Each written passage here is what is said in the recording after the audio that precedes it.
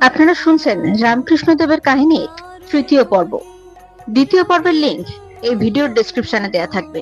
দক্ষিণেশ্বরে আসার পর সেই গদাধর চট্টোপাধ্যায় হয়ে উঠেছেন রামকৃষ্ণ, যিনি প্রতিদিন মায়ের সেবায় নিমগ্ন থাকতেন।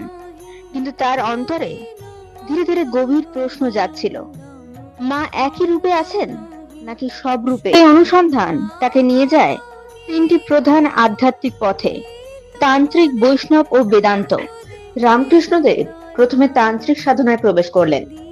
ভৈরবী ব্রাহ্মণী ও অন্যান্য তান্ত্রিকদের তত্ত্বাবধানে তিনি শিখলেন শরীর, মন ও প্রাণের নিয়ন্ত্রণ, মন্ত্র ও যন্ত্র ব্যবহার এবং ধ্যানের গভীরতা।